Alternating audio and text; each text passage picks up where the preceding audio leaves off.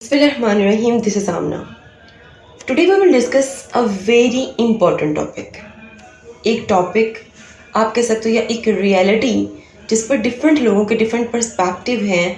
अगर आप किसी इंडियन से बात करें तो वो कहते हैं कि भाई कश्मीर हमारा है.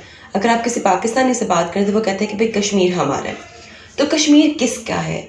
आज की वीडियो इतनी इंपॉर्टेंट है, इसमें मैंने हर चीज़ हर रियलिटी ओपन करके रख दी है विद पॉइंट्स में आपको मैं समझाती जाऊंगी. और आप सबका फ़र्ज़ बनता है, वो लोग जो कि कश्मीरियों के लिए अपनी आवाज़ उठाना चाहते हैं, उनके लिए कुछ करना चाहते हैं, एटलीस्ट इस वीडियो को इतना शेयर करें कि हर बंदे को ये पता चल जाए कि कश्मीर किसका है. ठीक है, okay ji. Why Pakistan claims Kashmir to be part of Pakistan. क्यों पाकिस्तान ये क्लेम करता है कि कश्मीर को पाकिस्तान का हिस्सा होना चाहिए था? देखिए, जब हम बात करते हैं ना कश्मीर की, तो अनफॉर्चुनेटली हमारा जो एनालिसिस होता है कश्मीर पर वो इमोशनल ज़्यादा होता है और रैशनल कम होता है. लेकिन पेपर में हमें रैशनल ज़्यादा लिखना पड़ता है, इमोशनल कम. अगर हम कश्मीर को इसलिए क्लेम करते हैं कि वहाँ पर मुसलमान ज़्यादा हैं, तो मुसलमान तो पूरी दुनिया में बहुत ज़्यादा है, गज़ा में भी बहुत ज़्यादा, तो हमें गज़ा का भी क्लेम करना चाहिए था. नहीं, हमें इस चीज़ को इस तरह से आंसर नहीं करना कि कश्मीर में मुसलमान ज़्यादा है इसलिए कश्मीर को पाकिस्तान के साथ होना चाहिए था. हमें लॉजिकली हर चीज़ को अंडरस्टैंड करते हुए दूसरों को भी ये बात समझानी है. तो क्लास में या कहीं भी बैठ कर अगर कोई आपसे पूछे भाई कि बताओ ये मसला कश्मीर है क्या, क्यों पाकिस्तान या पाकिस्तानी हर बंदा ये कहता है कि कश्मीर पाकिस्तान का होना चाहिए, तो बजाय कि आप इमोशनल होकर कहो कि भाई वहाँ पर मुसलमान ज़्यादा है दैट्स वाई, नहीं, सारे पॉइंट्स आप खोल कर पूरी दुनिया के सामने रख सकते हैं. देखिए, मैं बात शुरू करूँगी फरवरी 1947 से. फर्स्ट अंडरस्टैंड दिस, देन उसके बाद आहिस्ता आहिस्ता हर पॉइंट आपको क्लियर होता जाएगा. देखिए, हिंदुस्तान का जो आखिरी जनरल गवर्नर जो था हिंदुस्तान आता है, जिसका नाम था लॉर्ड माउंटबेटन. कौन नहीं लॉर्ड माउंटबेटन को जानता, सब जानते हैं. ठीक है, तो आखिरी गवर्नर जनरल था हिंदुस्तान का. ठीक है, अच्छा, अब इसको गवर्नर जनरल को आप वाइसरॉय भी कह सकते हैं या गवर्नर जनरल कह दें, दोनों में कोई फ़र्क नहीं है, सिर्फ आर्ग्यूमेंट की नेचर में फ़र्क है. फॉर एग्जांपल, यहाँ बच्चे कंफ्यूज हो जाते हैं कि भाई आखिरी गवर्नर जनरल जो है वो लॉर्ड माउंटबेटन है, तो फिर वाइसरॉय कौन था? ठीक है, तो आप लॉर्ड माउंटबेटन को गवर्नर जनरल कहीं हिंदुस्तान का या वाइसरॉय कहीं, कोई फ़र्क नहीं पड़ता. Because if you are talking about someone as the representative of British, मतलब जो कि ब्रिटेन की तरफ से भेजा गया है हिंदुस्तान में, तो वो क्या होगा? वो वाइसरॉय होगा. ठीक है, अगर आप बात करें हिंदुस्तान के बारे में कि ये शख्स हिंदुस्तान की एडमिनिस्ट्रेशन का हेड था, मीन्स के someone was the head of administration of India, then you will use word for him governor general. बिल्कुल ऐसे ही आप इस वर्ड को यूज़ कर रहे हैं. जैसे कि फ़र्ज़ करें कि पाकिस्तान में कोई बाहर से आता है, तो हम जनरली उसके लिए एक वर्ड यूज़ करते हैं, दैट इज़ फॉरेनर, कि वो फॉरेनर है. ठीक है, वेल, ये एक छोटी सी डिबेट साइड पर आते हैं, दोबारा अपनी बात पे. देखिए, फरवरी 1947 में जब लॉर्ड माउंटबेटन हिंदुस्तान आया, तो वो ब्रिटिश पार्लियामेंट से एक प्लान लेकर आया कि हिंदुस्तान और पाकिस्तान को दो हिस्सों में डिवाइड कर दिया जाए 1948, मतलब जून 1948 में. ठीक है, प्लान में क्या लिखा हुआ था कि जून 1948 तक डिवाइड कर दिया जाए. ठीक है, देखिए, जब वो आए लॉर्ड माउंटबेटन, उन्होंने सबके सामने ये प्लान प्रेजेंट किया और अपनी प्रेजेंटेशन देने के बाद उनको एहसास हुआ कि हालात बहुत ज़्यादा ख़राब हो चुके हैं, पाकिस्तान बनने के करीब है और इंडिया भी हर किस्म की चीज़ों से हाथ छुड़ा चुके हैं, और मतलब कि हम रोक नहीं सकते हैं कि यहाँ पर एक अलग मुल्क बने. क्लियर यहाँ तक?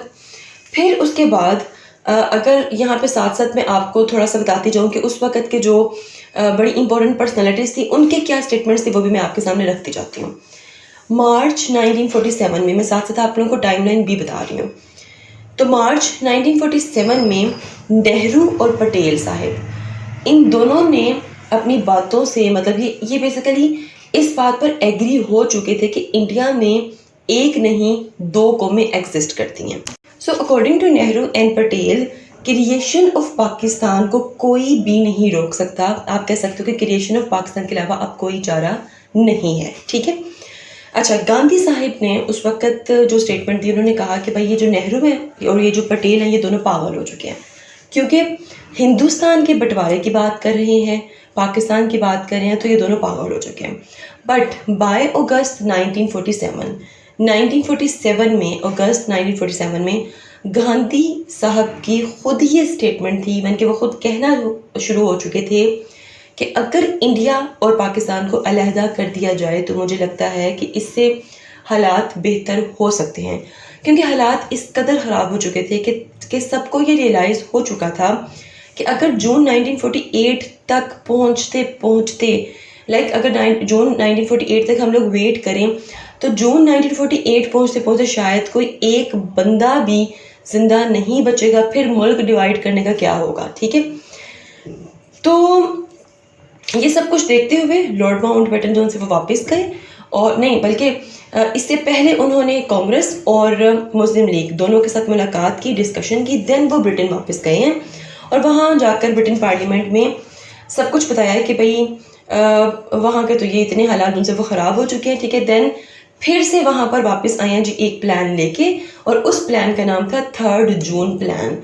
ये भी हमसे क्यों आ जाता है, बच्चे यहाँ पर भी कंफ्यूज होते हैं, वो मैं आपको क्लियर करती जाऊँ कि 3 जून प्लान इसको इसलिए कहते हैं क्योंकि ये 3 जून को प्रेजेंट हुआ था इसलिए, वरना इसका जो ओरिजिनल जो असल नेम है वो है माउंटबेटन प्लान। ठीक है, there is no difference between 3 June plan and Lord Mountbatten plan. Okay, अच्छा, इस प्लान में अब ये जो 3 जून प्लान इसको मैं पढ़ने लगी हूँ, ये बहुत इंपॉर्टेंट है, इसको ध्यान से सुनने। इस प्लान में ये कहा गया था कि हिंदुस्तान के जो प्रोविंसेस हैं, 11 प्रोविंसेस हैं। याद रहे कि डिवीजन के टाइम जब हिंदुस्तान को डिवाइड करना था तो कितने प्रोविंसेस थे, 11 प्रोविंसेस थे। Number 1 Punjab, number 2 Bengal, number 3 UP जिसको उत्तर प्रदेश का नाम देते थे क्योंकि वो नॉर्थ में था, that's why. Number 4 CP, number 5 Madras, number 6 Bombay, number 7 Orissa, number 8 Bihar, number 9 NWFP, number 10 Assam and number 11 Sindh. ठीक है, इसके अलावा 562 प्रिंसली स्टेट्स थी। प्रिंसली स्टेट्स मतलब कि राजाओं महाराजाओं की स्टेट्स थी। अब 3 जून प्लान में इसके मुताबिक ये डिसाइड हुआ कि पंजाब और बंगाल को डिवाइड कर दिया जाएगा और इसके साथ सिंध और NWFP को मिलाकर एक मुल्क बना दिया जाएगा और उस मुल्क का नाम पाकिस्तान रखा जाएगा। याद रहे कि पाकिस्तान अंग्रेज़ों ने ये नाम सजेस्ट नहीं किया था, बल्कि चौधरी रहमत अली ने नाम सजेस्ट किया था। कब किया था? 1933 में इन्होंने सजेस्ट किया था। ठीक है, बाकी उन्होंने कहा कि जितने भी प्रोविंस हैं वो इंडिया में चले जाएंगे, मतलब कि इंडिया का हिस्सा बन जाएंगे। ठीक है, अब देखिए प्रोविंसेस के हिसाब से तो ये प्लान बिल्कुल क्लियर था, लेकिन मसला कहाँ पर एग्जिस्ट करता था? प्रिंसली स्टेट में एग्जिस्ट करता था, क्योंकि कश्मीर भी इन्हीं प्रिंसली स्टेट में आता था। ठीक, अब प्रिंसली स्टेट के अकॉर्डिंग ये डिसाइड हुआ कि जितनी भी प्रिंसली स्टेट है 562 सबको ये राइट दे दिया जाए, ये ऑप्शन दे दिया जाए कि आप जिस मर्जी मुल्क को ज्वाइन करें, चाहे पाकिस्तान को चाहे इंडिया को, मीन्स के दे कैन ज्वाइन देमसेल्व्स। कुछ ने पाकिस्तान को ज्वाइन कर लिया, कुछ ने इंडिया को ज्वाइन कर लिया।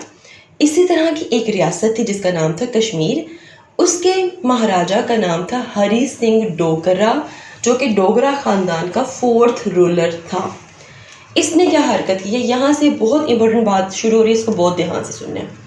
इसने जाकर 26 अक्टूबर 1947 को इंडिया के साथ अलायंस कर लिया और एग्रीमेंट साइन कर दिया, जिस एग्रीमेंट का नाम था IO एक्सेशन, मीन्स के इंस्ट्रूमेंट ऑफ एक्सेशन। इंडिया जो कहता है ना कि कश्मीर हमारा है, वो इसी एक्सेशन की, इसी एग्रीमेंट की बेस पर कहता है कि भाई एग्रीमेंट खुद वहाँ के रूलर ने हमसे किया था, तो इसलिए कश्मीर हमारा बनता है, पाकिस्तान का नहीं बनता। ठीक है, लेकिन यहाँ तक आपको पता चली है सिर्फ और सिर्फ आधी बात। आधी बात का मतलब ये होता है कि आधी बात आपको नुकसान पहुँचाएगी। तो यहाँ तक आप ये नहीं कह सकते कि हाँ इंडिया का है, क्योंकि वहाँ के रूलर ने अलायंस कर लिया था, एक एग्रीमेंट भी साइन कर दिया था। लेकिन इसी आधी बात पर हिंदुस्तान का एक एक हिंदू, एक एक भारतीय जो है वो बिलीव करके और गलत फहमी का शिकार है और कश्मीरियों पर जुल्म ढाया जा रहा है। देखिए, जहाँ पर 3 जून प्लान में ये कहा गया था कि प्रिंसली स्टेट खुद डिसाइड करेंगी, तो वहाँ पर ये भी चीज़ लिखी गई थी, बहुत ध्यान से सुनिए, ये बात जो मैं करने लगी हूँ, वहाँ पर ये भी चीज़ लिखी गई थी कि प्रिंसली स्टेट की आवाम में मेजॉरिटी का रिलीजन अगर रूलर के रिलीजन से अलग हुआ मेजॉरिटी का, तो मेजॉरिटी डिसाइड करेगी कि कहाँ जाना है, किस स्टेट के साथ जाना है, पाकिस्तान के साथ या इंडिया के साथ। रूलर डिसाइड नहीं करेगा, क्लियरली लिखा होता है कि रूलर डिसाइड नहीं करेगा। और उस वक़्त मीन्स के majority will decide the freedom of state, ठीक है। उस वक़्त 70% से ज़्यादा मुसलमान कश्मीर में एग्जिस्ट करते थे। तो मीन्स के अगर आप लोग देखो तो कश्मीर के रूलर का जो रिलीजन था वो डिफरेंट है, ठीक है, और वहाँ के 70% लोग मुसलमान हैं, तो मेजॉरिटी के पास ऑटोमेटिकली ये डिसीजन का हक है। उनके रूलर के पास तो हक ही नहीं है, तो उसने फिर किस तरह जाकर अलायंस कर लिया और किस तरह जाकर एग्रीमेंट कर दिया, ठीक है। तो उस वक्त जो रूलर था उसने मतलब कि पूछना तक गवारा नहीं किया, और इस चीज़ को नेहरू प्राइम मिनिस्टर जो थे नेहरू साहब, उन्होंने एक्सेप्ट किया कि भाई जो रूलर है कश्मीर का उसने उनसे पूछना गवारा ही नहीं किया, तो ये किस तरह ये एग्रीमेंट हो सकता है, किस तरह ये इतना बड़ा डिसीजन उनसे वो लिया जा सकता है। इसलिए आज भी इंडिया में जितने भी मोदी साहब के भक्त हैं वो इतनी मोदी साहब से मोहब्बत नहीं करते जितनी वो नेहरू से नफरत करते हैं, क्योंकि उस वक़्त नेहरू ने ये स्टेटमेंट दी थी, इस बात पे उनको बहुत ही गुस्सा है, ठीक है। क्योंकि अगर आर्ग्यूमेंट्स, डिस्कशन, एनालिसिस शुरू हो जाता है इन पॉइंट्स पर, तो उनको मुंह की खानी पड़ती है भारतीयों को, ठीक है। क्योंकि जब पाकिस्तानी कहते हैं कि भाई आपके तो खुद के प्राइम मिनिस्टर ने उस वक्त ये स्टेटमेंट दी थी कि कश्मीरियों के साथ गलत हुआ है, उनसे पूछा जाए, ठीक है। तो इसीलिए जितने भी भारतीय वो कहते हैं कि भाई सारे फसाद की जड़ जो सी है वो कौन है जी, नेहरू है, ठीक।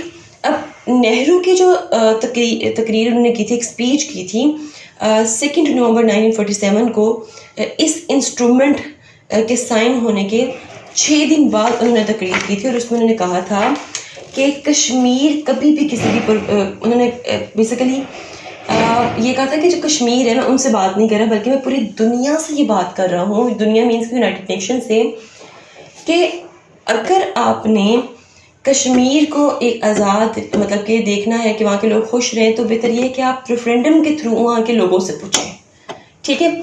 और एक बात आप लोगों ने यहाँ पर याद रखनी है कि कश्मीर कभी भी किसी प्रोविंस का हिस्सा नहीं था, कश्मीर हमेशा से एक आज़ाद रियासत ही था, ओके।